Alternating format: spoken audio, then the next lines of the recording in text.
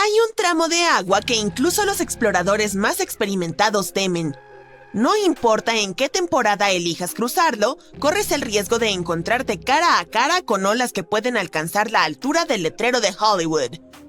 Estoy hablando del pasaje de Drake, la vía marítima que conecta el Océano Pacífico con el Atlántico, extendiéndose desde el Cabo de Hornos en el extremo sur de Sudamérica hasta las Islas Shetland del Sur en la Antártida. Es tan ancho como la distancia de Londres a Berlín y puede tardar hasta 48 horas en cruzarse. Algunos marineros comparan llegar al otro lado con ir a la luna, así de desafiante es. Incluso el hombre que lo descubrió, Sir Francis Drake, nunca navegó por estas aguas porque le parecían demasiado peligrosas y optó por un paso más tranquilo aunque más largo, el Estrecho de Magallanes. El pasaje cobró la vida de alrededor de 20,000 marineros y más de 800 barcos. Los turistas que desean ver la Antártida cruzan el pasaje de Drake con regularidad, aunque todavía se considera la travesía oceánica más aterradora del mundo. La península antártica a donde van los viajeros en realidad no forma parte de la Antártida misma. Se extiende y apunta hacia Sudamérica como dos dedos casi tocándose. El agua se aprieta entre estas dos masas de tierra y genera fuertes corrientes oceánicas. El paso es parte de la corriente circumpolar antártica, la mayor corriente oceánica del mundo. El agua fluye a través del pasaje a una velocidad de entre 95 y 150 millones de metros cúbicos por segundo, lo que la hace muy turbulenta. Además, hay vientos que usualmente soplan de oeste a este y son muy fuertes entre los 40 y 60 grados de latitud. Por eso esas zonas son llamadas los 40 rugientes, 50 furiosos y 60 aulladores. La tierra desacelera los vientos, razón por la cual las tormentas que llegan a Irlanda y al Reino Unido se debilitan al moverse hacia el este. Pero la latitud de Drake es el único lugar donde los vientos pueden soplar alrededor de la Tierra sin ser detenidos por la Tierra, por lo que siguen acelerándose. Estos fuertes vientos se convierten en enormes olas que pueden golpear los barcos con mucha fuerza, normalmente de alrededor de 4 o 5 metros de altura. Son mucho más altas que las olas del Atlántico. El pasaje de Drake también tiene montañas submarinas que no puedes ver. La enorme corriente se abre paso por este estrecho pasaje y provoca que las olas choquen contra estas montañas bajo el agua. Estas olas internas crean remolinos que traen agua fría desde el fondo del océano. Así que no solo es agitado en la superficie, el agua es salvaje hasta el fondo. El primer marinero que logró navegar alrededor del Cabo de Hornos y a través del pasaje de Drake fue un holandés, Wilhelm Schouten, en 1616. Pero el intento más famoso de cruzarlo fue llevado a cabo por Sir Ernest Henry Shackleton en su barco llamado Endurance. Él y 27 de sus hombres partieron desde Georgia del Sur con el objetivo de llegar a la bahía de Bassel en la Antártida. Pero las cosas no salieron como planeaba. El 19 de enero de 1915, su barco se quedó atascado en el hielo y en octubre comenzó a hundirse. Acamparon en hielo flotante durante 2 meses antes de navegar en botes salvavidas a un lugar remoto y helado llamado Isla Elefante. Shackleton y 5 hombres hicieron un viaje arriesgado hacia Georgia del Sur para buscar ayuda. Les llevó 15 días cruzar el paso Drake con vientos huracanados. Finalmente llegaron a salvo y organizaron un rescate para el resto de la tripulación. Los científicos encontraron el pecio del Endurance recién en 2022, a 3,000 metros bajo el agua. En diciembre de 2019, 6 valientes atletas decidieron cruzar el pasaje de Drake remando un bote por primera vez en la historia. Les llevó 12 días de remo continuo, con una rotación de remeros cada 90 minutos. Lo lograron, y probablemente fue la manera más difícil posible de cruzar el pasaje. Los atletas mencionaron que estaba frío, mojado y sucio, y las olas los golpeaban como muros. El clima en el pasaje de Drake cambia mucho, pero los capitanes de barcos siempre pueden preverlo y rotar su rumbo. Pueden adelantar la hora de salida para tener un margen de seguridad y no quedarse atrapados en medio del pasaje en las peores condiciones. A veces, el viaje es suave y tranquilo, y lo llaman Lago Drake. Otras veces, los marineros sienten olas agitadas y se llama Batido Drake. Algunos capitanes experimentados que cruzan a menudo el paso dicen que el efecto Lago Drake ocurre una vez cada 10 cruces, y experimentan el Batido Drake 1 o 2 veces cada 10 viajes. Un balandro o un kayak probablemente no sobrevivirán el viaje entre olas gigantes, pero las embarcaciones modernas y los cruceros tienen cascos resistentes y mecanismos de estabilización avanzados. Así que el viaje ya no es tan peligroso. Pero aún así es toda una aventura, especialmente si te mareas. Si no te apetece arriesgarte, pero deseas viajar del Océano Pacífico al Océano Atlántico por agua de manera rápida, el Canal de Panamá te está esperando. La gente comenzó a pensar en crear un pasaje acuático a través de Panamá en el siglo XVI. En aquel entonces, un explorador español descubrió que solo un delgado tramo de tierra separaba los dos océanos. Pero parecía imposible construirlo debido a las montañas y la densa jungla, por lo que la idea tuvo que esperar un par de siglos. Finalmente, en 1880, Francia, liderada por el hombre que concretó el Canal de Suez en Egipto, intentó construir el canal. Pero las personas que comenzaron la construcción pronto descubrieron que era mucho más difícil de lo que parecía en el mapa. La tierra de Panamá era uno de los lugares más difíciles y peligrosos para cavar una gran vía acuática. Los trabajadores tenían que mover literalmente enormes montañas en una jungla llena de serpientes, donde hacía muchísimo calor y llovía intensamente. Durante la temporada de lluvias, las fuertes precipitaciones convertían los ríos en rápidos salvajes y empapaban a los trabajadores. A veces, no veían el sol por 2 semanas y sus ropas permanecían mojadas todo el tiempo. Grandes rocas caían y diminutos mosquitos que portaban malaria enfermaban gravemente a la gente. Y luego sucedió un terremoto. Estaban perdiendo miles de personas. Por eso, Francia decidió abandonar el proyecto después de 7 años. Luego, Estados Unidos compró los activos franceses en la zona del canal y lo terminó en 1914. Le costó a Estados Unidos alrededor de $375 millones. El paso de agua, de 80 kilómetros de largo, les ahorraba a los barcos que viajan entre Nueva York y San Francisco 12.700 kilómetros. Alrededor de 14,000 barcos lo utilizan cada año y pagan aproximadamente $1.800.000 en peajes. Así que parece que todo valió la pena. Otro desafiante curso de agua de esta parte del mundo es el río Amazonas. Tiene aproximadamente 7,000 kilómetros de largo, fluye a través de 3 países y más de 30 millones de personas viven en su cuenca. Pero no hay ni un solo puente que lo cruce. El río tiene muchos pantanos y suelos blandos, por lo que los ingenieros deberían construir puentes muy largos y cimientos muy profundos, lo cual cuesta mucho dinero. Construir puentes sobre aguas profundas es complicado, pero en otros lugares del mundo, los ingenieros pueden utilizar cosas como plataformas flotantes para ayudar. El cauce del río y los niveles de agua cambian mucho durante el año. En la estación seca, de junio a noviembre, el río suele tener entre 3 y 9 kilómetros de ancho.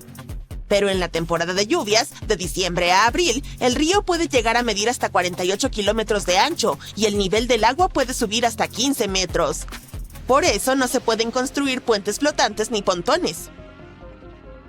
Las riberas están compuestas de tierra blanda que se mueve y se erosiona con las estaciones, lo que hace las cosas aún más difíciles. Tendría que ser un proyecto absolutamente único para superar todos estos desafíos. Por suerte, no hay una necesidad urgente de un puente sobre el Amazonas en este momento. El río mayormente atraviesa zonas poco pobladas, por lo que no hay tantas carreteras principales que necesiten ser conectadas por puentes. Estas cosas pueden sorprenderte, pueden asustarte, también pueden ser muy confusas. Están esparcidas por todo el mundo, desde las llanuras heladas de la Antártida hasta el caluroso desierto de Nevada. Pero no tienes que salir de tu casa para ver estos lugares. Basta con abrir Google Earth o Google Maps e ingresar las coordenadas para ver muchas cosas extrañas captadas por satélites. Nuestra primera parada es en la Antártida. Aquí están las coordenadas. En este momento, casi no se ve nada más que una capa blanca de nieve. Pero hace un tiempo, usuarios descubrieron un barco extraño en este lugar. Estaba ahí tirado, de costado, cubierto de nieve. ¿Qué hacía ahí y de dónde venía? El Internet comenzó a inventar sus propias teorías. Es parte de un gran cohete. Es una nave del espacio exterior. Es una base secreta. Llegó ahí desde el Triángulo de las Bermudas. Mientras más tiempo pasaba, más locas se volvían las teorías. Pero la teoría que resultó ser cierta también fue la más inesperada. Este barco en realidad era pareidolia. Este término describe la tendencia humana de ver patrones en lo aleatorio. Tu cerebro ve formas familiares en las nubes, en los pozos de café o en patrones de rocas debido a la pareidolia. Así que este barco probablemente era solo un montón de nieve o algún tipo de iceberg. En todo caso, ya no se puede ver en los mapas. Probablemente Google no quería que la gente inflara rumores ridículos. No te vayas de la Antártida todavía, porque nuestro siguiente lugar misterioso está cerca. Aquí están las coordenadas. ¿A qué se parece? ¿A una puerta gigante o a un techo de vidrio? Se ve bastante extraño contra el manto blanco de nieve. ¿Qué hay cerca? La estación japonesa Showa. ¿Están estos dos objetos relacionados de alguna forma? Probablemente no. Pero entonces, ¿qué es? Alguien en internet bromeó que podría ser una puerta de un Boeing. Al parecer, tendría que ser un Boeing enorme. Alguien dijo que era la entrada a un búnker o a una base secreta. ¿Es un portal a otra dimensión? ¡Claro que no! Todas esas teorías se descartaron cuando los científicos se involucraron. Dijeron que ese objeto era un iceberg común, que encalló y se quedó atorado. Se está derritiendo y refleja la luz del sol. Por eso su superficie se ve tan brillante. Nada especial. Vamos a otro lugar frío. Esto es una locura total. Un enorme rostro roto escondido en las llanuras nevadas de la Antártida. ¿Quién es? ¿Algún tipo de villano o la cabeza de un gigante enterrado en la nieve? Es obvio que solo es un paisaje inusual, pero aún así es bastante impresionante. Y por cierto, este es otro ejemplo de pareidolia. ¿Cómo es que la gente encuentra estas cosas? Van y dicen, ¿qué tal si paso horas recorriendo la Antártida en Google Maps? Suena como una gran idea. En fin, pasemos a nuestro siguiente destino. ¿Crees que esto podría ser algún tipo de patrón para un ritual aterrador? ¿O es un lugar secreto para brujas y hechiceros? No, esto es una base científica llamada FACE, Free Air Carbon Dioxide Enrichment. Liberan dióxido de carbono a la atmósfera y realizan experimentos para estudiar sus efectos. ¿Para qué? Para simular condiciones climáticas y ver cómo reaccionan las plantas del desierto y los ecosistemas a niveles altos de dióxido de carbono. Los científicos monitorean el crecimiento de las plantas, la química del suelo y la salud general del ambiente en estas regiones. El asunto es que la temperatura está subiendo en todo el planeta. Es posible que en el futuro, muchos territorios donde vive la gente se conviertan en desierto, y la vegetación en los desiertos será esencial para nuestra supervivencia. Así que los científicos se adelantan para saber cómo se comportarán las plantas en esas condiciones. Aquí están las coordenadas de un lugar en otro desierto. Tendrás que alejarte un poco para ver el panorama completo. Ruedas de piedra gigantes están esparcidas por el vasto territorio del desierto de Jordania. Son antiguas y los científicos aún no conocen su verdadero propósito. Fueron descubiertas por primera vez por pilotos en los años 20. En total, se han encontrado más de 1000 ruedas ahí. Obviamente, esto no es una anomalía natural y no hay factor de pareidolia. Pero entonces, ¿qué es? Los científicos creen que los antiguos colocaron esas ruedas en ángulos específicos respecto al Sol para medir el tiempo con las sombras y rastrear el paso de los años. Otros sugieren que las ruedas eran algo así como trampas para animales, o podrían ser lugares para rituales antiguos. Ahora, pasemos de los desiertos calurosos al agua. Ingresa estas coordenadas y espera. ¿Por qué el agua de este lago es roja? No te apresures a sacar conclusiones terribles. La razón de este color son las algas. Ciertos tipos de algas y bacterias viven en este lago salado. Se multiplican y le dan al agua este color. Suena convincente, pero dudo que alguien realmente quiera nadar en ese lago. Nuestro siguiente punto está en Australia. Puedes ver árboles creciendo en una pequeña isla. Pero espera, no es una isla, es un barco. Un barco real en el que han crecido densos matorrales de arbustos y árboles. Este es el SS Airfield, también llamado la Fortaleza Flotante. En 1972, este barco fue dado de baja. Se suponía que lo iban a desmantelar, pero algo salió mal y simplemente dejaron la embarcación en el agua cerca de la costa. Nadie lo necesitaba excepto la naturaleza. Con el tiempo, Árboles de mangle comenzaron a crecer en el oxidado navío. El barco no deseado se convirtió en un punto de referencia local. Muchos turistas le toman fotos y las publican en internet, así que puedes encontrar fácilmente sus imágenes desde un ángulo más bonito. Si eliges esta ubicación y activas el modo Street View, verás hermosas casas en la ciudad de Nancy, Francia. Hay una calle de un lado, pero del otro lado todo está borroso. ¿Por qué? ¿Qué está ocultando Google? En internet puedes encontrar fotos de esta calle. No están borrosas. Y en una de ellas, en la ventana, se puede ver una figura alta con ojos brillantes. Los usuarios llamaron a esta figura el fantasma del balcón. Rápidamente se convirtió en un punto de referencia local. El internet discutía la aparición sobrenatural de este fantasma. Alguien sugirió que era un visitante de otro planeta.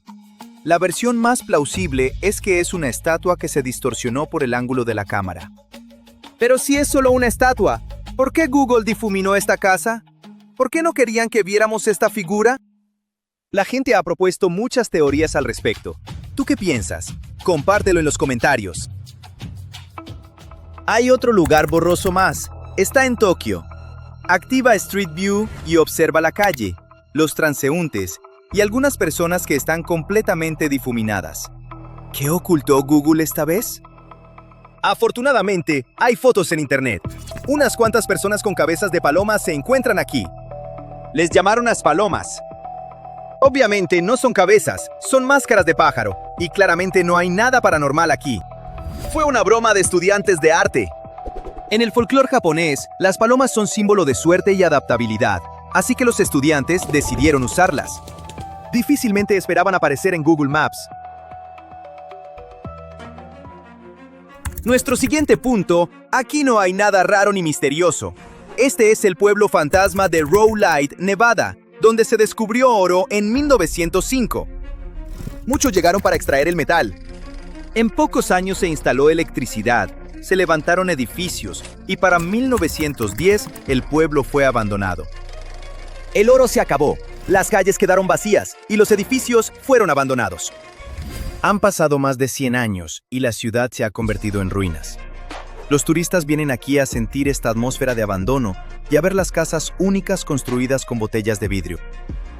Pero puedes recorrer las calles de Rowlight usando Google Maps en modo Street View. Ten cuidado, amor. Sálvate. Nos estamos ahogando. Rápido, checa esto. Más de 5.000 barcos se han perdido cerca de esta costa. Galeones piratas, acorazados de la guerra civil, hasta barcos modernos. Todos se han ido zas bajo las olas. Esta es la historia del famoso cementerio del Atlántico. Para los marineros, uno de los lugares más peligrosos del planeta. Este lugar se llama los Outer Banks, ubicados frente a la costa de Carolina del Norte. Consiste en islas largas y angostas que parecen los topes naturales entre el océano Atlántico y tierra firme. Desde el aire, se extienden como perezosas cintas color arena flotando sobre agua azul. Nunca adivinarías que algo siniestro pasó aquí. Solo parecen kilómetros y kilómetros de playas suaves, listas para fogatas y fiestas en la playa. Excepto que estas islas son, a falta de mejores palabras, inquietas. Los geólogos a veces las llaman islas barrera, pero la palabra barrera las hace sonar sólidas y confiables. La verdad es que son más como montones de arena fugitivos, siempre reorganizándose cuando el mar decide empujar y jalar. Hasta Google Maps apenas puede seguirles el paso. Las islas se mueven, se deslizan, se parten a la mitad y vuelven a juntarse. Una tormenta no solo arruina tu castillo de arena, podría literalmente borrar toda la playa. En 1846, un huracán atravesó directo una de estas islas y creó una entrada completamente nueva que ha estado moviéndose desde entonces. Otro ejemplo padre es del 2003, cuando el huracán Isabel remodeló el paisaje con una entrada nueva de 518 metros de ancho. Cortó una sección de la isla completamente. La gente quedó atorada del lado equivocado. La única forma de entrar o salir era por barco o helicóptero, porque la carretera estaba completamente bajo el agua. Sí, una carretera entera fue arrasada y sumergida. Tuvo que haber al menos un local que dijera: «Órale, qué padre. Siempre quise vivir en una isla dentro de otra isla». Más recientemente, en 2017, una isla nueva apodada Isla Shelley apareció de repente frente a Cape Point. La gente caminaba en ella, tomándose selfies, subiendo TikToks. Menos de un año después, desapareció. Se esfumó de vuelta a las olas como un truco de magia. Eso es lo que hace este lugar tan impredecible. Es como si la tierra estuviera prestada del mar, y el mar siempre la quiere de vuelta. ¿Pero por qué pasa esto? Digamos que construyes un castillo de arena justo donde las olas siguen pegando. No arriba en la arena seca, sino justo donde el agua entra y sale. Cada vez que le das forma, el agua entra y se roba un pedacito. Ahora, imagina que en lugar de un castillo, estás tratando de construir toda una isla así. Eso es básicamente lo que los Outer Banks hacen todos los días. Eso es porque estas islas están hechas de arena, no de roca. Solo arena suave, molesta y blandita. Y el océano constantemente las está picando, robándose un poco aquí, apilando más allá, y reorganizando todo como si estuviera jugando un juego gigante de Tetris playero. Ahora, agrega unas fuerzas poderosas debajo del agua. Aquí, el Golfo manda una ráfaga de agua tibia, el Ártico manda olas heladas, y chocan en un batido giratorio que revuelve bancos de arena por todos lados. Esto es lo que lo hace tan peligroso para los barcos. Imagínate con un sombrero de pirata navegando tu perla negra a través de algo tan impredecible, o hasta un carguero moderno. El agua es poco profunda, pero no parece poco profunda. Los bancos de arena están bajo el agua, pero se mueven. Las corrientes jalan tu barco en todas direcciones excepto la que quieres. Y aunque seas un timonel maestro, todavía tienes que lidiar con niebla tan espesa que no puedes ver tu propio mástil, seguida de tormentas que golpean barcos como juguetes. Como puedes ver, no es una sola trampa. Es todo el océano actuando como si quisiera atraparte. Y para miles de barcos sin suerte, lo hizo. Este tramo de agua siempre ha sido un imán para piratas, carroñeros y cualquiera con ojo para las oportunidades. Probablemente escuchaste de Barba Negra, el pirata legendario que asoló la costa americana a principios de 1700. Su buque insignia, el Queen Anne's Revenge, se hundió cerca de Beaufort Inlet en 1718. Las historias dicen que Barba Negra hasta bloqueó todo el puerto de Charleston antes de que su barco finalmente se hundiera. Y sí, todavía está ahí. Los buzos encontraron el naufragio en 1996 y todavía están sacando cañones, polvo de oro, herramientas médicas y todo tipo de botín pirata del siglo XVIII. A través de los años, los locales se ganaban la vida rescatando lo que el océano arrojaba a sus costas. Madera, herramientas, carga. Si llegaba a la playa, se usaba. El ahora abandonado pueblo de Washwoods, ubicado cerca de la frontera con Virginia, fue famosamente construido por sobrevivientes de un naufragio. Usaron tablones de ciprés de un barco que había llegado a la costa durante una tormenta en 1889 para construir el pueblo junto a la playa de Virginia. Construyeron casas, una iglesia y hasta una escuela con madera de naufragio. Buena forma de reciclar. Y luego está Nag's Head, que suena como el nombre de un bar pirata, pero en realidad viene con una de las leyendas más padres de la costa. Según el folclore local, hace siglos, los saqueadores del área idearon un truco ingenioso. Amarraban linternas a los cuellos de caballos viejos o jamelgos y los paseaban por las dunas en la noche. Desde lejos en el mar, esa luz moviéndose parecía otro barco navegando seguro cerca de la costa. Los capitanes la seguían, pensando que estaban en agua segura, solo para estrellarse directo contra un banco de arena escondido. Ahora, ¿es verdadera esa leyenda? Probablemente no. Los historiadores no han encontrado evidencia sólida de que haya pasado. Sin embargo, cuando el océano está hundiendo barcos llenos de tesoros cerca de tus costas, convertirte en carroñero de naufragios empieza a sonar como una carrera bastante sólida. Pero hasta con tecnología moderna, los barcos siguen naufragando. En 2012, el barco Alto Bounty se hundió frente a la costa durante el huracán Sandy. Fue una tragedia moderna con un patrón muy viejo. Un barco se encuentra con una tormenta, y la tormenta gana. El barco era en realidad famoso. Era una réplica construida en Hollywood del barco de la Marina Real del siglo XVIII con el mismo nombre, creada para la película El Motín del Bounty. El original encontró su destino en 1789 cuando fue quemado después del infame motín. Luego, en 2020, Ocean Pursuit, un barco pesquero comercial, encalló cerca de la isla Bodhi, y todavía está ahí, siendo tragado lentamente por la arena y las olas. Hay muchos ejemplos similares. Ya seas pirata, comandante de submarino, o solo estés tratando de atrapar atún, al cementerio del Atlántico no le importa. Si navegas por aquí, podrías convertirte en parte de la colección. Y agárrate esto, ni siquiera hemos encontrado todo todavía. Muchos naufragios en los Outer Banks siguen enterrados bajo dunas de arena o acechando bajo el agua. Algunos solo aparecen cuando las tormentas cambian las cosas, como si el océano levantara un poquito su cortina. Los arqueólogos siguen encontrando nuevos naufragios, hasta décadas o siglos después de que esos barcos desaparecieron. ¿Quién sabe qué más se esconde ahí abajo? Podría ser un tesoro pirata real, tal vez unos cañones o un barco completo perdido en el tiempo. Sin mencionar que no se trata solo de dinero o monedas de oro. Cada naufragio es una cápsula del tiempo, sellando historias de personas, tecnología e historia. Para los buzos y arqueólogos, ese es un tipo de tesoro al que no le puedes poner precio. Pero si es tan peligroso, ¿por qué siguen usando estas rutas oceánicas? Hasta con los riesgos, los barcos siguen pasando cerca de los Outer Banks, ya que está justo en medio de una ruta marítima importante.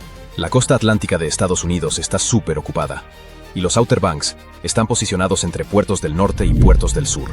Si estás transportando mercancía, es difícil encontrar un atajo sin desperdiciar tiempo y combustible. Además, la tecnología moderna sí ayuda. Supongo que la moraleja de la historia es: consigue un mejor barco con GPS y sonares. El cementerio del Atlántico sigue abierto para negocios. Los barcos siguen navegando. Las tormentas siguen llegando. ¿Y el mar? Olas casi tan altas como un edificio de 3 pisos rugían en el Mar del Norte, en aguas alemanas, el 1 de enero de 2019. Zarandeaban a uno de los buques portacontenedores más grandes del mundo, el MS Sesoe, como si fuera un juguete. No hubo pérdidas humanas esa noche, pero más de 300 contenedores con carga desaparecieron. Las fuertes mareas los llevaron hasta la costa norte de Holanda. Un equipo de rescatistas buscaba esos contenedores marítimos, pero encontraron algo que no esperaban ver. Estaban utilizando un sonar, un tipo de tecnología que envía ondas sonoras a través del agua para crear una imagen de lo que hay en el fondo del mar cuando escucharon un extraño y fuerte pitido. Bajaron una grúa mecánica que regresó con unas vigas de un antiguo naufragio y casi 5 toneladas de su carga: las placas de cobre. Tras estudiar las vigas, los expertos se dieron cuenta de que se trataba de un barco holandés de 500 años de antigüedad que había naufragado en el siglo XVI. Podría ser el naufragio más antiguo encontrado en aguas holandesas del Mar del Norte hasta ahora. Resultó que el barco medía alrededor de 30 metros de largo. Fue construido en la década de 1540, lo cual fue algo así como un punto de inflexión en la construcción naval. Los barcos anteriores se fabricaban utilizando un método llamado clinker, en el que se superponían tablas de madera como escamas de pescado. Pero este barco fue construido utilizando un estilo más nuevo llamado carabela, en el que las tablas de madera plana se clavaban a un marco de madera. Esto hacía al navío más fuerte y menos propenso a tener filtraciones en las grandes olas. Este método de la carabela provenía del Mediterráneo y ayudó a construir barcos más grandes para viajes largos. Los arqueólogos piensan que este barco transportaba cobre desde el mar Báltico hacia Amberes, una ciudad que antes formaba parte de los Países Bajos pero que ahora está en Bélgica, cuando se hundió. El cobre a bordo podría haber sido usado para fabricar algunas de las primeras monedas de cobre de Europa. Los sellos encontrados en las placas de cobre muestran que fueron hechas por una rica familia alemana, los Fugger. Las pruebas demostraron que el cobre coincidía con las monedas utilizadas en los Países Bajos. Fue un momento importante en la historia, ya que el cobre reemplazó a las costosas monedas de oro y plata o al intercambio directo de bienes. Las piezas de madera del naufragio fueron extraídas del fondo del mar y están en excelentes condiciones, sin daños biológicos. Los arqueólogos planean bucear hasta el naufragio para aprender más. Otro naufragio de la misma antigüedad fue encontrado en el mar Báltico y reveló algunos datos importantes acerca de la historia de Dinamarca.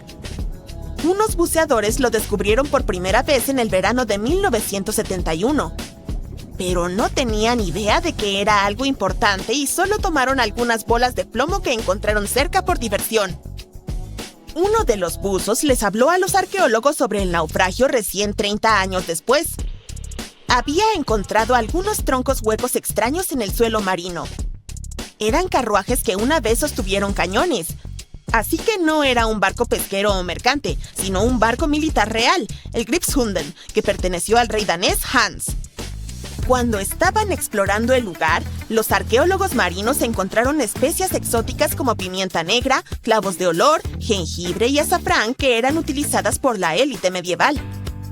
El brillante azafrán rojo-naranja todavía conservaba su color e incluso su aroma después de todo ese tiempo bajo el agua.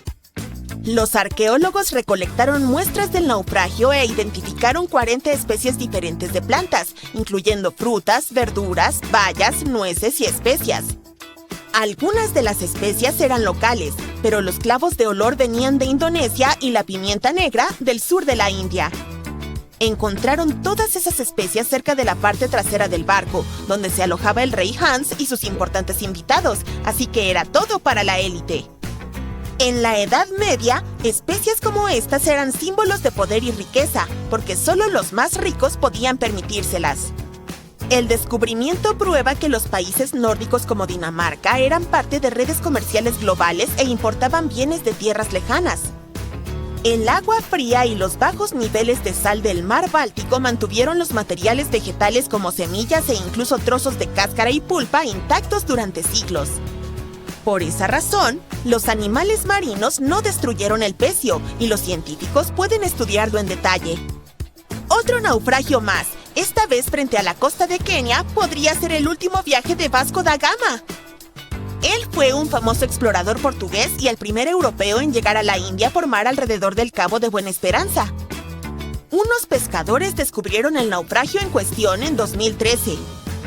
Cuando un arqueólogo submarino fue a investigarlo, halló algunos tesoros en el lugar: colmillos de elefante y valiosos bloques de cobre llamados lingotes. El naufragio está ubicado a unos 490 metros de la costa y se encuentra tan solo a 6 metros por debajo de la superficie del agua. Si este hallazgo realmente tiene que ver con Vasco da Gama, entonces es de 1524. Fue el año de su tercer y último viaje a la India. Se enfermó y nunca regresó a Portugal. Da Gama lideró una enorme flota de 20 barcos, uno de los cuales era el San Jorge. La mayor parte del barco está oculta bajo capas de coral, y todo un equipo de científicos está excavando trincheras para encontrar partes del entramado de madera y el casco. Todavía necesitan hacer muchas investigaciones para determinar si realmente se trata del San Jorge. Un equipo de investigadores de Nueva Jersey encontró los restos de un barco de vapor que se hundió en 1856 frente a la costa de Massachusetts. El naufragio está ubicado a unos 320 kilómetros de su punto de partida en Fleet Marina, en New Bedford, Massachusetts. El barco perdido y encontrado, Le Lyonnais, había estado en servicio por menos de un año antes de que ocurriera el desastre. Se encontraba en su primer viaje de regreso a Francia cuando colisionó con otro barco llamado Adriatic. El Adriatic sufrió daños, pero logró navegar y nuestro héroe no tuvo la misma suerte. El choque dejó un agujero en su costado y después de unos días, el barco se hundió. Solo 18 de los 132 pasajeros sobrevivieron.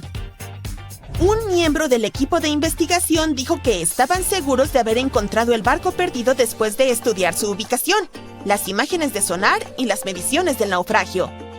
Si te interesan los naufragios más antiguos, ¿qué tal uno de hace más de 2000 años? Los buzos de esponja se encontraron por primera vez el naufragio de Anticitera del siglo I a.C. en el mar Egeo en el año 1900. Desde entonces, los científicos han estado estudiando el sitio para averiguar más sobre la misteriosa historia del barco y de las personas que estaban a bordo. La última expedición en 2024 encontró unos 300 nuevos objetos. Había 18 piezas de estatuas de mármol, incluyendo varios dedos, una parte de una palma y fragmentos de vestimenta. Los buzos también encontraron más de 200 fragmentos de cerámica, una lámpara de aceite, un jarrón de 2 asas y vajilla de mesa. Además, descubrieron una parte de la estructura de madera del barco que no se había visto antes. Esta sección incluía tablones de madera y clavijas de cobre que ayudaron a los arqueólogos a determinar cómo fue construida la embarcación y hacia dónde se dirigía cuando se hundió. El hallazgo más impactante fueron los restos de otro barco de madera bajo la carga aplastada.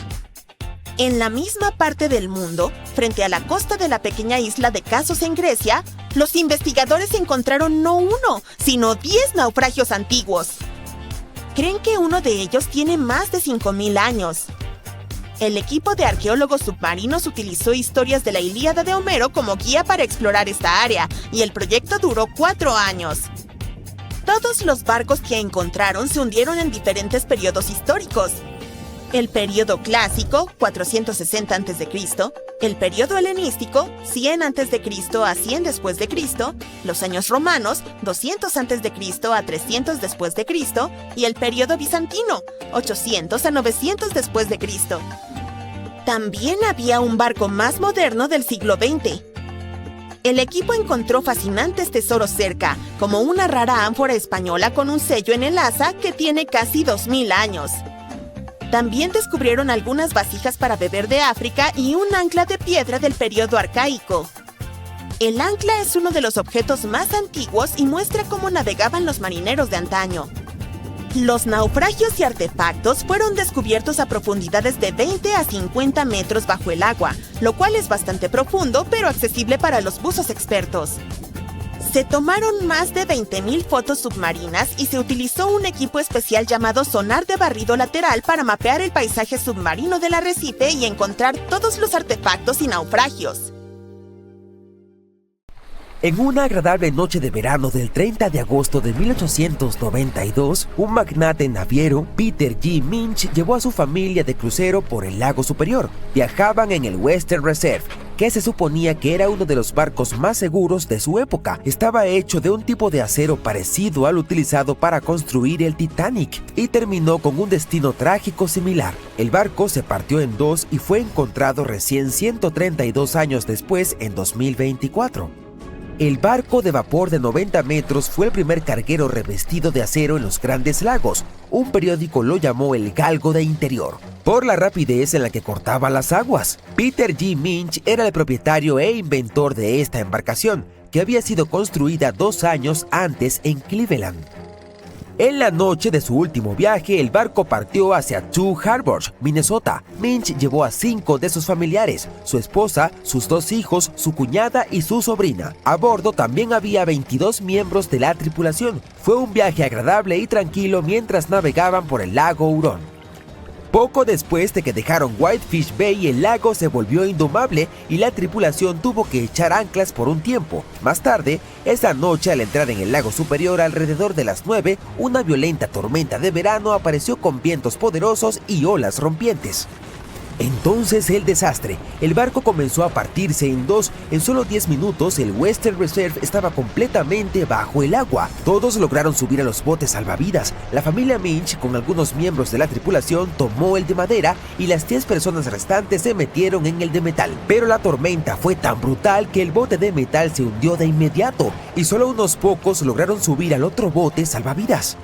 El segundo bote flotó durante las siguientes 10 horas. Un barco de vapor pasó cerca, pero no notó ni escuchó a las personas que pedían ayuda. Alrededor de las 7 de la mañana siguiente, el bote salvavidas llegó a estar a 1,5 kilómetros de la costa de Deer Park, Michigan. Estaban tan cerca de estar a salvo, pero tristemente el bote salvavidas también se volcó y todos acabaron en el agua helada. El único sobreviviente de esta tragedia fue Harry Stewart, de 24 años, el timotel del barco. Nadó más de 1 kilómetro a través de las aguas heladas y logró llegar a la orilla, casi inconsciente pero vivo. Más tarde mencionó que sobrevivió gracias a una chaqueta de marinero de tejido grueso y ajustada.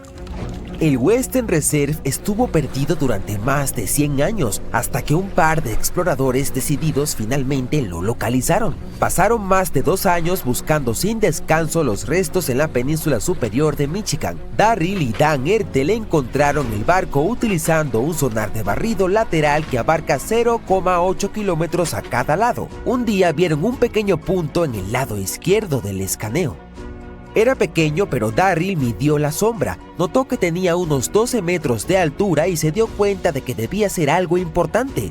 Así que dieron la vuelta y escanearon directamente sobre el punto. Vieron escotillas de carga y parecía que el barco se había partido en dos, con una mitad encima de la otra en una posición casi imposible. Cada pieza medía alrededor de 45 metros de largo y una vez que comprobaron el ancho, supieron con certeza que acababan de encontrar el legendario Western Reserve. Los historiadores aún no están seguros de por qué el barco que se suponía que era insumergible se partió por la mitad de repente, pero tienen algunas teorías. Una idea es algo llamado curvatura. Sucede cuando el barco sube sobre una ola gigante y la proa y la popa quedan suspendidas en el aire sin nada debajo para sostenerlas. Eso ejerce una tremenda presión en el medio y se dobla como un palo cuando tiras de ambos extremos. Otra razón plausible tiene que ver con el acero del que estaba hecho el barco. En aquel entonces, el acero era el nuevo y más popular sustituto del hierro. Sin embargo, el control de calidad no era perfecto. Algunas placas de acero no se fabricaron adecuadamente, lo que pudo haber ocasionado un punto débil significativo en el casco del barco. También existe la posibilidad de que el barco no tuviera suficiente lustre, que es el peso utilizado para mantener la estabilidad, o quizás no estaba bien equilibrado. Lamentablemente, solo 8 semanas después de la tragedia del Western Reserve, otro buque que había sido construido al mismo tiempo con placas de acero similares repitió el destino de su gemelo. El W.H. Gilcher era un carguero a vapor de lago utilizado para transportar mercancías entre puertos en los Grandes Lagos. Partió en lo que se suponía que sería un viaje de rutina el 26 de octubre de 1892, cargado con más de 3.000 toneladas de carbón. El barco dejó Buffalo con rumbo a Milwaukee.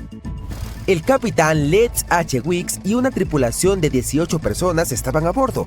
Todo parecía normal al principio y para la tarde del 28 de octubre, el barco pasó por el estrecho de Machinicac y entró en el lago Michigan. Se esperaba que llegara a Milwaukee el día 30, pero nunca lo logró. Una tormenta muy fuerte azotó el lago Michigan y el lago Huron el 28 y 29 de octubre, causando estragos en los planes de viaje de muchas embarcaciones.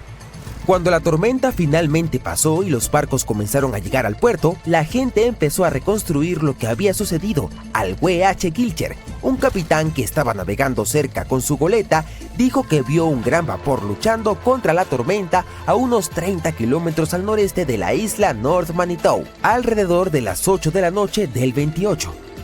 El barco parecía indefenso y no había movimiento ni señales de vida. Otro capitán vio más tarde muebles y partes del puente de un barco flotando en el lago cerca de la isla South Manitou. Posteriormente, 2 vapores más recogieron piezas rotas del puente del W. Gilcher en la misma zona. Se hizo evidente que la tormenta había destruido al carguero y trágicamente nadie sobrevivió. Los Grandes Lagos son un verdadero punto clave para los naufragios y ha habido entre 6.000 y 10.000 aquí desde el siglo XVII. En 1679, Le Griffon se convirtió en el primer barco europeo en desaparecer sin dejar rastro en los lagos. Navegó desde Buffalo, Nueva York, hasta Green Bay, Wisconsin, pasando por el lago Erie, el río Detroit, el lago St. Clair y el lago Huron antes de llegar al lago Michigan. Después de una parada en Green Bay, comenzó a regresar y luego nunca se lo volvió a ver. En 1975 ocurrió uno de los naufragios más famosos cuando el enorme carguero de minerales de 220 metros, el SS Edmund Fitzgerald, se hundió en el lago Superior. Se suponía que una tormenta otoñal se mantendría muy al sur de su ruta, pero las cosas cambiaron rápidamente. Otro buque de carga, el Arthur M. Anderson, lo seguía de cerca y mantenía contacto por radio con el capitán del Fitzgerald, Ernest McSorley. Para la tarde del 10 de noviembre, las olas se estrellaban contra la cubierta y ráfagas de viento de más de 130 kilómetros por hora golpeaban con fuerza a ambos barcos. A las 7:20 de la tarde, el Anderson ya no pudo comunicarse con el Fitzgerald por radio y había desaparecido del radar. No hubo llamada de socorro ni advertencia. El enorme barco simplemente había desaparecido. Más tarde, los equipos de búsqueda encontraron el naufragio a más de 160 metros bajo la superficie, partido en 2 enormes pedazos. Ninguno de los 29 miembros de la tripulación sobrevivió y nadie presenció lo que sucedió. Podría haber todo tipo de razones para tales tragedias, desde errores de juicios y fallos de equipo, hasta simplemente estar en el lugar equivocado en el momento equivocado. Los Grandes Lagos son cuerpos de agua inmensos con sistemas meteorológicos que esperarías encontrar en los mares. Estos mares interiores se encuentran en el corazón del continente, donde se forman vientos con fuerza de huracán y potentes tormentas. Muchos de ellos ocurren en noviembre y diciembre cuando las aguas aún están cálidas tras el verano, pero el aire canadiense comienza a descender. Hay una gran diferencia de temperatura entre el aire y el agua. Esta diferencia y los fuertes vientos generan olas gigantescas. Además, el hielo se forma más fácil en agua dulce que en agua salada. Se acumulan rápidamente en los barcos y los tripulantes también tienen que moverse por traicioneras aguas heladas. Los niveles de agua también son inestables. En años lluviosos, las tormentas son más probables y esto incrementa el riesgo de daño o desastre. Hace 360 años, un enorme barco británico, el London, explotó en un estuario del Támesis. La tragedia cobró más de 300 vidas, incluyendo a los marineros y a sus seres queridos. Nadie sabe exactamente qué condujo a este desastre, pero los científicos finalmente están cerca de la verdad. Unos buzos encontraron accidentalmente un cañón de bronce bien conservado del barco. Este cañón, que estuvo enterrado en limo y arcilla durante siglos, podría tener todas las respuestas. El London fue un barco de servicio construido para la Armada de la Mancomunidad de Inglaterra. Partió en su primer viaje en junio de 1656. El barco desempeñó un papel crucial en la historia británica al formar parte de un convoy que fue a los Países Bajos en 1660 para recoger a Carlos II y restaurarlo en el trono. 5 años después, en marzo de 1665, estaba viajando de Chatham a Hope. Desde allí, el almirante John Lawson se suponía que debía llevarlo al mar, pero justo antes de llegar a la boya del Nowhere, la pólvora explotó repentinamente en el barco. Unas 25 personas que estaban en la cabina de popa y el camarote sobrevivieron, pero más de 300 se ahogaron. El barco se partió en 2 pedazos. Henry Bennett, el conde de Arlington, difundió rumores de que todo ocurrió por culpa de la pólvora barata y de baja calidad que había en el barco. Cuando los expertos de ese tiempo inspeccionaron el naufragio, concluyeron que los cañones todavía podían ser rescatados, pero el barco en sí era una pérdida total. Más tarde, cuando se recuperaron algunos de ellos en 1679, hubo un escándalo debido a que intentaron usarlos para saldar una deuda no relacionada. En 2005, los buzos redescubrieron el London. Para protegerlo, las autoridades portuarias incluso tuvieron que mover la ruta de navegación y un equipo de arqueólogos comenzó a trabajar explorándolo. Este naufragio es importante porque nos ofrece conocimientos reales sobre la historia naval inglesa. La visibilidad en el estuario del Támesis puede ser terrible. A veces ni siquiera puedes ver 50 centímetros delante de ti. Trabajar en el sitio también es muy difícil porque está en un entorno de mareas complicadas y en una vía marítima muy transitada, donde enormes barcos de carga pasan constantemente. Así que cuando de repente apareció un cañón clavado en el barro, significaba que las condiciones tenían que ser absolutamente perfectas. Los expertos creen que el hallazgo es de la era de la Commonwealth, fundido entre 1656 y 1657 y tiene un tamaño mediano de unos 2,5 metros de largo. Formaba parte de un conjunto especial hecho específicamente para el London y se colocó en la cubierta inferior del barco. Cada cureña de cañón del London era única, ya que todos sus cañones provenían de diferentes países y periodos de la historia naval. Los cañones grandes eran muy raros y extremadamente caros de fabricar, ya que requerían toneladas de bronce o hierro y debían ser fundidos individualmente. Por eso, la Marina a menudo tomaba cañones de barcos rivales capturados, viejos naufragios o buques retirados del servicio. El nuevo hallazgo es una de las pistas que podrían ayudar a los científicos a resolver el misterio de la tragedia de Londres. Hasta ahora también han encontrado zapatos de cuero, piezas de instrumentos, herramientas de madera, cuerda y una brújula. Para ellos, todos estos artefactos son como piezas de un rompecabezas. Aún no tienen suficiente evidencia para estar seguros, pero parece que tanto la pipa como las velas podrían haber sido fuentes de llamas que desencadenaron una explosión mayor. Algunos trabajadores hicieron otro hallazgo asombroso en una cantera inundada en el sureste de Inglaterra, a unos 100 kilómetros al sureste de Londres. Tropezaron con los restos de un barco raro de la época isabelina, a cientos de metros de la costa más cercana. Encontrar un barco de finales del siglo XVI es un gran acontecimiento porque muy pocos navíos de esa época han sobrevivido. Y estudiarlo podría ayudar a los científicos a responder algunas grandes preguntas sobre una era importante de la historia, cuando Inglaterra se estaba convirtiendo en un actor principal en el comercio europeo. Hoy en día, el sitio de la cantera se encuentra a unos 300 metros del mar, pero en el siglo XVI era parte de la costa. Los arqueólogos piensan que el barco se hundió en un cabo rocoso o alguien lo dejó allí cuando estaba demasiado dañado para seguir navegando. Aún no lo han identificado, pero estudiaron más de 100 piezas de su casco de madera, leyeron los anillos de los árboles y descubrieron que fue construido con robles ingleses talados entre 1558 y 1580. En esa época, el norte de Europa estaba cambiando del antiguo método clinker, donde las tablas se superponían como escamas de pescado, al estilo Carvel del Mediterráneo, en el que las tablas eran lisas y se unían entre sí, clavadas a un bastidor interno. La madera vieja se suele pudrir rápidamente cuando está expuesta al aire o al agua. Pero si está enterrada bajo una capa gruesa de lodo o limo sin oxígeno, puede sobrevivir durante siglos, y eso es exactamente lo que ocurrió aquí. El equipo está utilizando escáneres láser y fotografía digital para documentar todo sobre el naufragio. Una vez que terminen su investigación, planean volver a enterrar las maderas bajo el limo en el lago de la cantera, para que el barco pueda permanecer allí seguro por muchos siglos más. En Noruega, un equipo de arqueólogos encontró un barco en un lugar aún más inesperado. En un campo llano. Hay una colina llamada Montículo Yell. En realidad es un enorme monumento funerario que los mismos vikingos construyeron. El agricultor, que es dueño del campo, quería cavar algunas zanjas de drenaje, pero primero necesitaba que los expertos revisaran si había algo importante bajo tierra. Los arqueólogos utilizaron un georradar de alta resolución, acoplado a un vehículo similar a un tractor. Al escanear el campo, descubrieron que estaba lleno de montículos funerarios. Al menos 8 nuevos que nadie había encontrado antes, y debajo de uno de los montículos, el radar captó el contorno de un barco. En la época de los vikingos, los barcos eran extremadamente valiosos, por lo que solo los enterraban con personas muy importantes. Los científicos solo han encontrado 3 entierros de barcos en toda Noruega, y este es el primero nuevo en años. El equipo cree que este barco es de la época vikinga, probablemente entre los años 500 y 1000 después de Cristo. Y como el túmulo funerario que lo cubría se aplanó con el tiempo, el barco ahora está a solo medio metro debajo del suelo, muy cerca de la superficie. Mide cerca de 20 metros de largo y el radar mostró que partes como la quilla y las tablas del suelo están preservadas. Los arqueólogos planean explorar más utilizando herramientas no invasivas para no dañar nada por accidente. Si es necesario, comenzarán una excavación.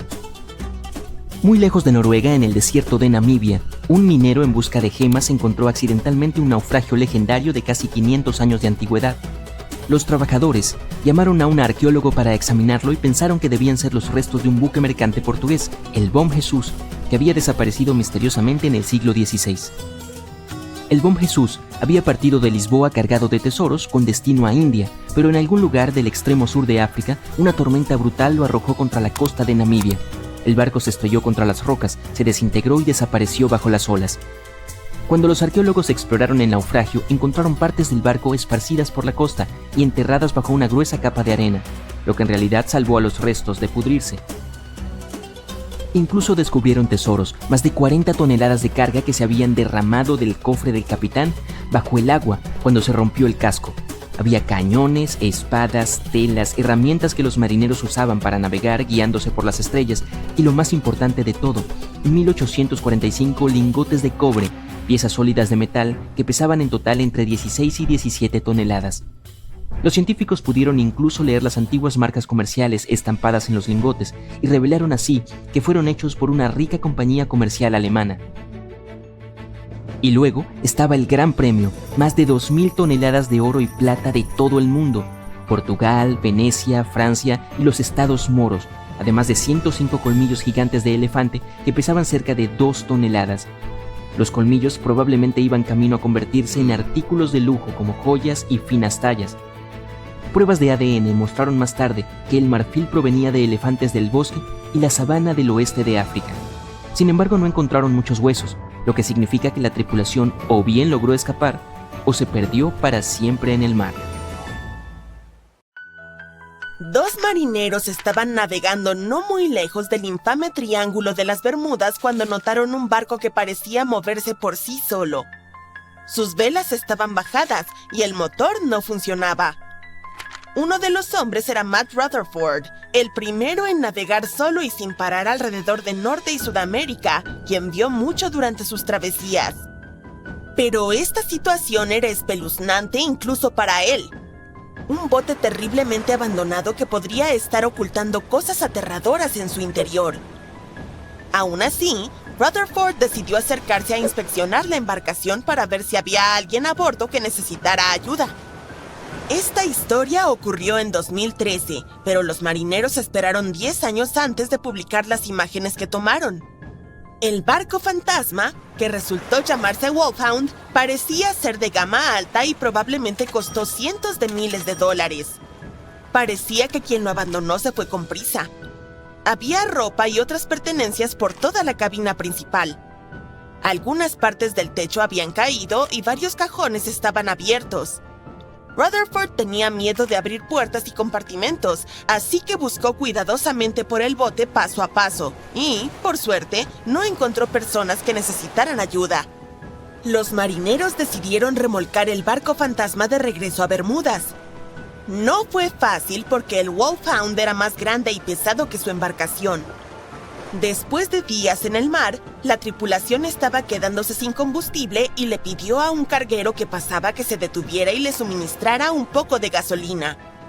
Continuaron tirando del Wolfhound solo con la fuerza de las velas hasta que la cuerda de remolque se enredó en el timón y se dieron cuenta de que podrían quedar varados en el Triángulo de las Bermudas. Así que tuvieron que abandonar el barco. Después de otros 23 días en el Atlántico, finalmente llegaron a Bermudas. Como se supo más tarde, el misterioso barco fantasma le pertenecía a un miembro de un club de yates irlandés. Se topó con una tormenta con olas de 6 metros de altura y vientos muy fuertes que le impidieron continuar su travesía. Una embarcación de carga griega rescató a la tripulación, pero tuvieron que abandonar el bote. Rutherford y su equipo encontraron el yate 9 semanas después. El Wolfhound es uno de más de 50 barcos y 20 aviones que han desaparecido en el Triángulo de las Bermudas desde mediados del siglo XIX. El primer barco, al menos oficialmente documentado, fue el USS Pickering. Partió de Delaware hacia las Indias Occidentales en 1800. Había 70 personas a bordo. Desde entonces, nadie volvió a saber de ellos. Y quizá nunca sepamos qué les ocurrió exactamente ni dónde se encuentra el barco ahora. La embarcación más grande que ha desaparecido en esta misteriosa área fue el USS Cyclops. En marzo de 1918, llevando una tripulación de 306 personas, este zarpó de Barbados con rumbo a su hogar en Baltimore. Llevaba a bordo toneladas de mineral de manganeso denso, que se utilizaba en la fabricación de acero. Algo sucedió durante su viaje de 9 días, cuando pasaba por el Triángulo de las Bermudas. El último mensaje del Cyclops decía: clima despejado, todo bien. Pero luego desapareció para siempre, sin siquiera emitir una señal de SOS.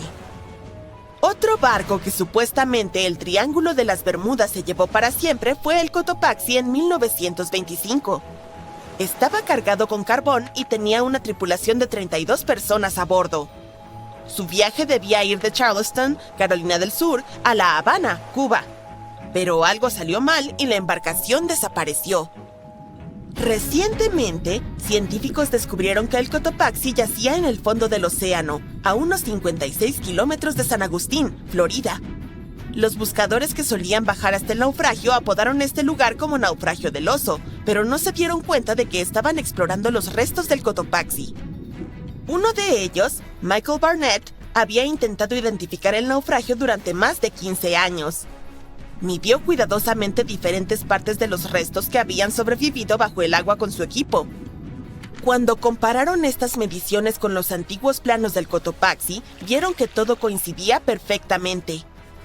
El tamaño y la posición de las calderas eran exactamente como se describían en los planos. Esto les ayudó a confirmar que habían encontrado el Cotopaxi. Y parece que no hubo nada misterioso en su desaparición. Fue una combinación de mal mantenimiento, descuido y mal tiempo. Muchas de las escotillas utilizadas para acceder a la bodega donde se almacenaba el carbón estaban rotas o faltaban. Esto significaba que si el barco encontraba una tormenta, el agua entraría fácilmente en la bodega de carga y la embarcación se volvería inestable y se hundiría. Mientras el Cotopaxi navegaba frente a la costa de Florida, se topó con una tormenta tropical. Justo antes de desaparecer, envió una llamada de auxilio. Estaba cerca de San Agustín, por lo que todas las piezas de rompecabezas se encajaron en un solo lugar. La gente ha ideado todo tipo de teorías para explicar lo que podría estar sucediendo en el Triángulo de las Bermudas. La más descabellada es que naves espaciales de otros planetas están llevándose estos barcos y aviones. O tal vez tenga algo que ver con la ciudad perdida de Atlántida, una legendaria urbe submarina. Pero también existen explicaciones más racionales, como el hecho de que esta área a menudo experimenta climas salvajes e impredecibles, con tormentas repentinas y trombas marinas. Durante cientos y cientos de años, los marineros han contado historias sobre enormes olas gigantes que parecen surgir de la nada en el océano abierto. En el pasado sonaba como un cuento, pero en los últimos 20 años, los satélites han detectado estas olas anómalas. Algunas de ellas han superado los 30 metros de altura. Las tormentas provenientes del Golfo de México pueden impactar el área del Triángulo de las Bermudas y generar olas muy agitadas e impredecibles.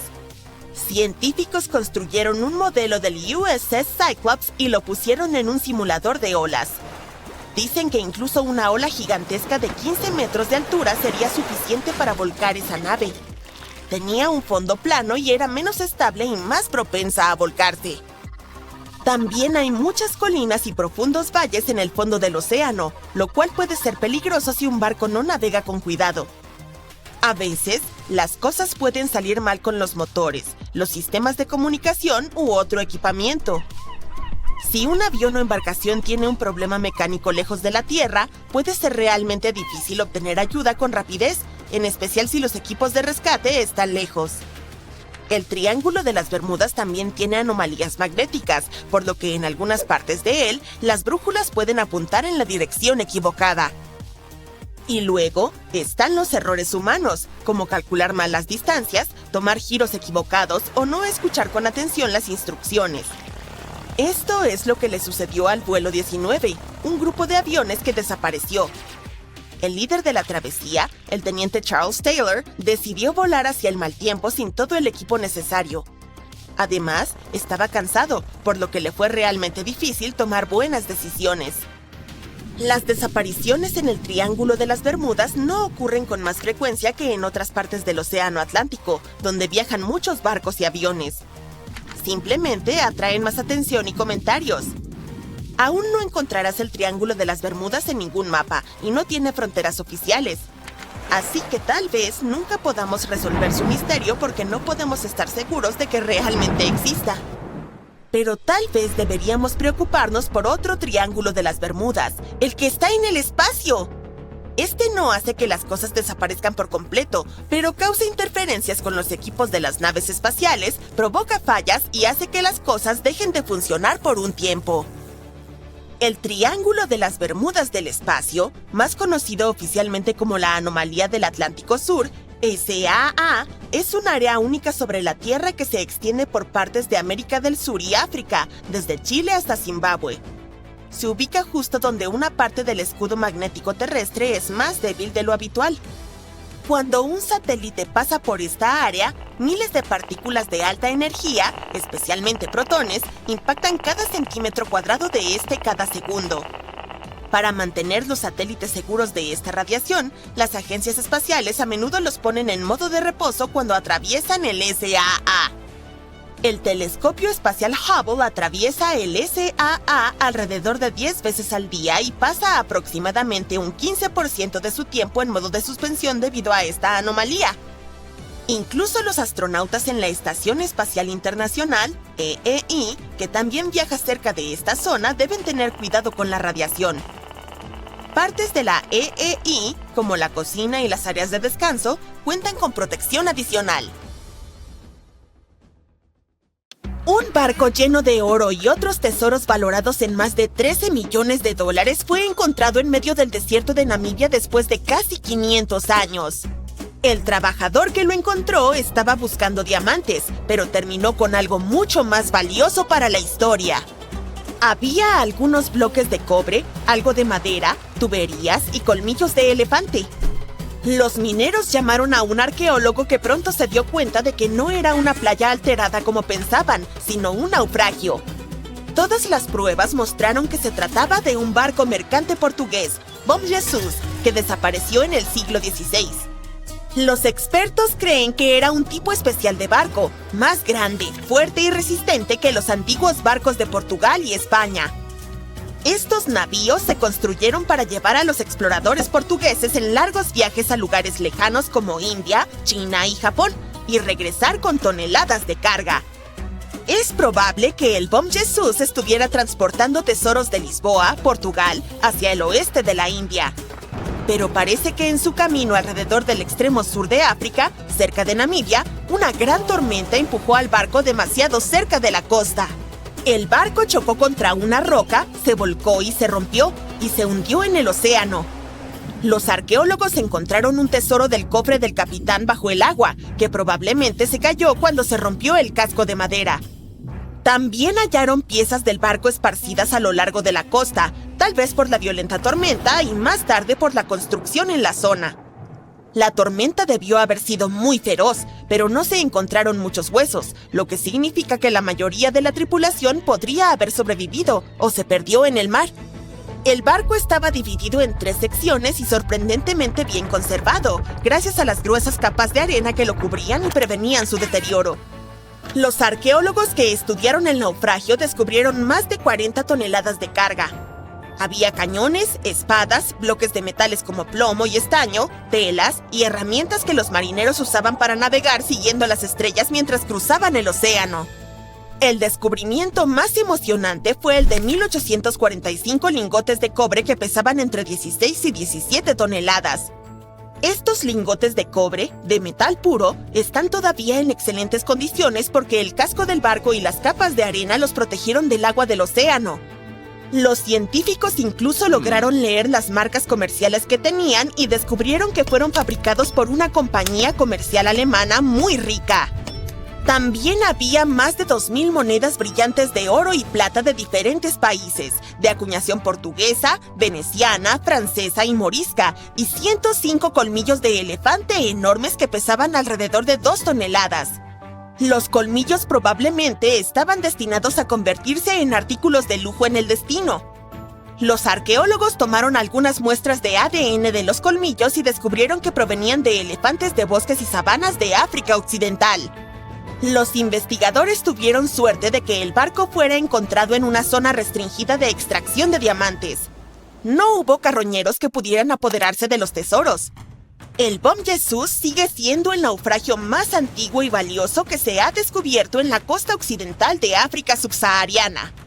Otro naufragio encontrado recientemente por accidente estaba enterrado bajo una duna de arena de 3 metros de altura cerca del mar Caspio. Algunas personas lo llaman el lago más grande del mundo y tiene niveles de agua que suben y bajan con el tiempo debido a los cambios en los patrones climáticos. Estos cambios pueden mover la arena y develar cosas como este naufragio y otros tesoros a lo largo de la costa. A medida que la duna desaparecía lentamente, el barco comenzó a mostrarse. Antes de desenterrarlo, los científicos estaban preocupados de que las olas del mar pudieran dañar el naufragio. Para protegerlo, construyeron un muro usando miles de sacos de arena para mantener las olas alejadas. Cuando la nave fue descubierta, se dieron cuenta de que era un barco mercante de 3 mástiles y 28 metros de largo con un fuerte casco doble. Las muestras de madera evidenciaron que fue construido entre los siglos XVIII y XIX, utilizando árboles como pino silvestre, abeto y alerce de la zona del río Volga o del Cáucaso. Incluso encontraron trigo sarraceno y plantas de la misma región, que probablemente se comerciaban o se usaban para alimentar a los marineros. Esto prueba que el barco era parte de un grupo de naves mercantes que antiguamente navegaban por el mar Caspio. Un pescador aficionado, Gurkan Gurbuz, que estaba a 6 metros bajo el mar frente a la costa de Turquía, notó algunos restos metálicos enormes. Tenía una cámara submarina, así que hizo tomas del descubrimiento y las llevó a los científicos. Ellos inmediatamente comenzaron una investigación y descubrieron que debía ser un naufragio de las primeras décadas del siglo XX. Podría ser uno de los barcos del Imperio Otomano que tenían la importante misión de entregar suministros, pero desapareció sin dejar rastro. Los científicos obtuvieron permiso para estudiar en detalle este naufragio del Mar Negro con el fin de aprender más sobre sus misterios. Esperan encontrar los documentos del astillero para obtener algunas respuestas, ya que el barco en sí está en condiciones terribles y es complicado trabajar con él. Unos robots submarinos que pertenecen a una empresa de petróleo y gas notaron cientos de ánforas antiguas intactas en el lecho marino del Mediterráneo Oriental. Los expertos piensan que esas jarras tienen 3.300 años. Esto convierte el hallazgo en el naufragio más antiguo en aguas profundas. Probablemente, las jarras se usaban para almacenar aceite u otros productos agrícolas como frutas. Esto demuestra que las personas que hicieron estas ánforas organizaron el comercio marítimo y poseían increíbles habilidades de navegación. Parece que los antiguos marineros lograron atravesar el mar Mediterráneo sin tener una línea de vista a ninguna costa. Todo lo que podían ver era el horizonte, por lo que debieron haber usado el sol y otras estrellas para orientarse. Frente a las costas de Sicilia, a unos 6 metros bajo la arena y la roca, unos arqueólogos encontraron un naufragio tan antiguo que no están seguros de qué materiales se usaron para construirlo. Creen que el barco es del siglo V o VI a.C., lo que significa que tiene más de 2.500 años. Este antiguo barco no estaba solo. Los investigadores también encontraron 2 anclas de hierro en forma de T invertida de alrededor del siglo VII de nuestra era y 4 anclas de piedra de tiempos prehistóricos en las cercanías. Uno de los anclajes de piedra estaba roto y podría haber tenido piezas de madera unidas para ayudarlo a sujetarse al fondo marino. Descubrieron que el barco en sí fue construido usando solo la técnica de sobrecasco. Las tablas de madera del barco estaban conectadas tan firmemente que podían soportar la embarcación por sí solas, con vigas añadidas solo para hacerla más fuerte. Lamentablemente, el casco de madera del barco es muy frágil ahora porque unas pequeñas criaturas marinas que comen madera lo han dañado con el paso de los años. Los científicos están siendo muy cautelosos mientras lo estudian para asegurarse de que no se desintegre.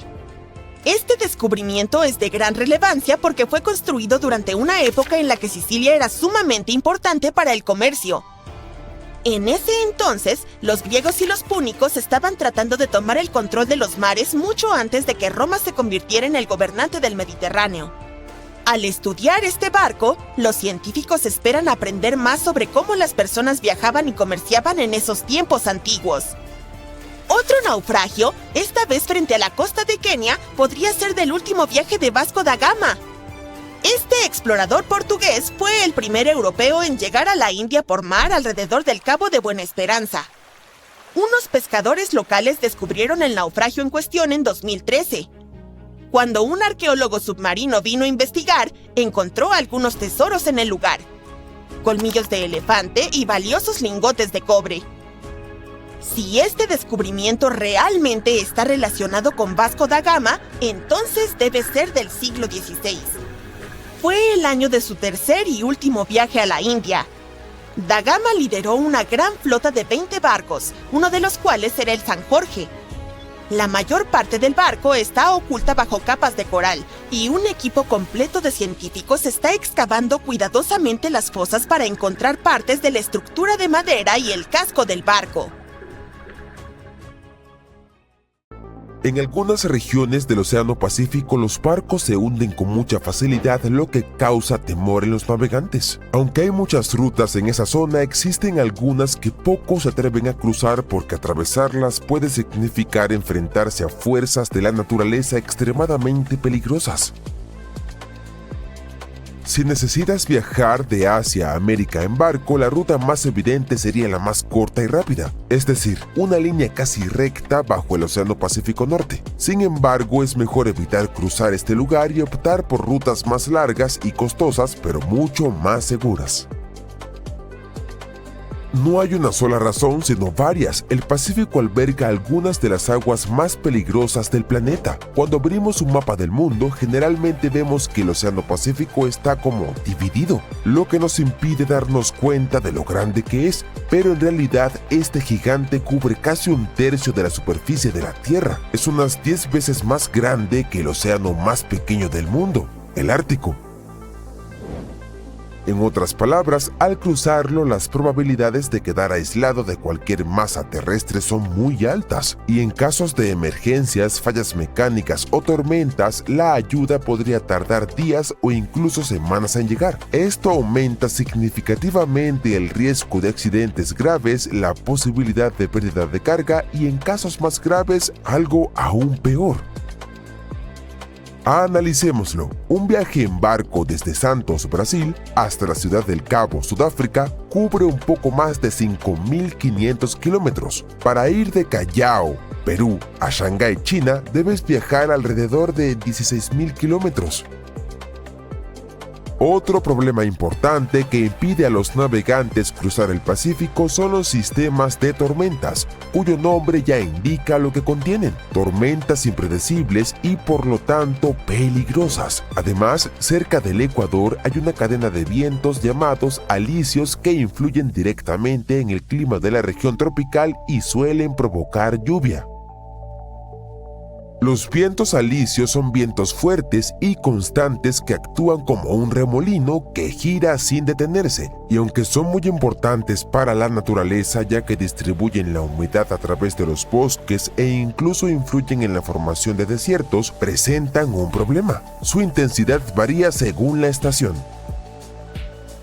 En invierno, por ejemplo, pueden ser mucho más fuertes y dado que estos vientos son responsables de mover las aguas oceánicas, también forman potentes corrientes marinas que podrán hacer el viaje mucho más peligroso. En 2015, los investigadores encontraron una serie de vientos alisios invernales extremadamente fuertes que provocaron una serie de olas cortas pero intensas en el Océano Pacífico. Observaron que esas olas comenzaron a golpear el barco con fuerza constante y repetidamente. Como resultado, la estructura del casco se torció y se deformó por completo, y al final confirmaron lo que ya sabían: esas olas causadas por los vientos alisios invernales podrían ser una verdadera amenaza para las embarcaciones. Por cierto, ¿recuerdas que la ayuda en medio del Pacífico puede tardar bastante en llegar? Bien, hay más de una razón para la hostilidad de los vientos. Un océano tan grande no tiene muchas barreras geográficas como montañas o grandes islas. Esto significa que no hay estructuras terrestres a su alrededor que puedan retener o frenar los vientos y las corrientes. Así que los vientos alisios y las corrientes oceánicas tienen completa libertad para ganar fuerza y velocidad. Esto explica por qué el Pacífico es escenario de poderosas tormentas y olas gigantes. Esto es diferente, por ejemplo, del Atlántico Norte, donde América del Norte, Europa y África ayudan a contener y redirigir los sistemas atmosféricos y marítimos. Es muy común que los científicos vean el fondo del Océano Pacífico como un enorme rompecabezas, porque está lleno de piezas en movimiento. Alberga la mayor cantidad de placas tectónicas del planeta, y una de ellas, la del Pacífico, es la placa marítima más grande que la ciencia ha identificado. Esta particularidad hace que la región sea muy inestable ante terremotos y erupciones volcánicas. Aunque el océano se vea tranquilo a primera vista, debido a su geología las cosas pueden cambiar muy rápido. Esto lo hace impredecible y traicionero. Por ejemplo, en 2020, el buque de carga Oneapus estaba cruzando el océano a 2.500 kilómetros al noreste de Hawái, cuando quedó atrapado en una tormenta torrencial. Como resultado, más de 1.800 contenedores se dañaron al caer al fondo del mar. Cientos más se cayeron en la cubierta y se convirtieron en un verdadero dominó de acero por la fuerza del viento. El capitán logró dirigir el barco hacia Japón. El viaje duró una semana y recién llegar allí comprendieron la magnitud de la pérdida. Pero no fue solo el Oneapus. Al año siguiente, el barco Maersk Essen perdió alrededor de 750 contenedores, mientras que el Marex Eindhoven perdió más de 260. En ambos casos, las rutas se dirigían a Asia. Solo estos tres incidentes ya han excedido ampliamente el promedio anual global de contenedores perdidos en el mar, que es aproximadamente 1.400 por año. Y lo más curioso es que estos sucesos ocurrieron en invierno.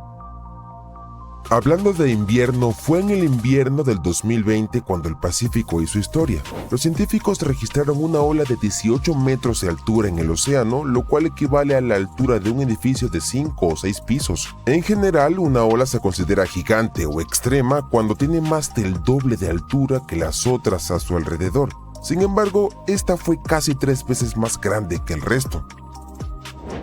Es importante recordar que, a pesar de ser raras y aterradoras, estas olas no son un tsunami, ya que son provocadas por el viento. Los tsunamis, en cambio, suelen ocurrir después de terremotos, submarinos o erupciones volcánicas. Otro gran monstruo del Pacífico son los tifones, y la temporada de tifones de 2024 lo confirmó. Uno de los acontecimientos destacados fue el huracán Christy. No tocó la corteza, lo que significa que no causó daños directos, pero no podemos subestimarlo. Christy alcanzó la categoría 5 en la escala de Saffir-Simpson, que es el nivel máximo. Un huracán de este grado se considera catastrófico, por lo que no es de extrañar que fuera lo suficientemente potente como para generar olas enormes y corrientes de resaca tan peligrosas. Además de esto, también estuvo el supertifón Yagi, que impactó el continente asiático con tanta fuerza que ganó la reputación de ser el más poderoso en los últimos 70 años. Al llegar a Vietnam, causó alrededor de $1.600 millones en daños, destruyó infraestructuras en varias ciudades y dejó un rastro de víctimas por donde pasó. Como si esto no fuera suficiente, el Pacífico también alberga una de las regiones más inestables del planeta, el famoso Anillo de Fuego. Es una enorme área con forma de grieta que presenta una intensidad actividad volcánica y sísmica. Es el lugar tectónicamente más activo del mundo, ya que las placas de las cortezas se mueven constantemente allí. Se separan y chocan o se rozan entre sí, lo que hace que la región tenga terremotos y erupciones volcánicas todo el tiempo. Los sismógrafos registran algún tipo de temblor allí cada 5 minutos. Esta peligrosa región es responsable del 90% de los terremotos del planeta, así que 9 de cada 10 temblores ocurren dentro de este anillo que se extiende por el norte del Pacífico. Y la peor parte es que no solo afecta a América del Norte o a Asia. En 2023 se sintieron temblores vinculados al Anillo de Fuego en varios países de América Latina, como Argentina, Chile, Ecuador y Perú. Hubo un rastro de destrucción y se perdieron las vidas de unas 15 personas. No faltan razones para que los barcos eviten la ruta más corta a través del Pacífico y opten por las más largas. Como reza el dicho popular, más vale prevenir que curar.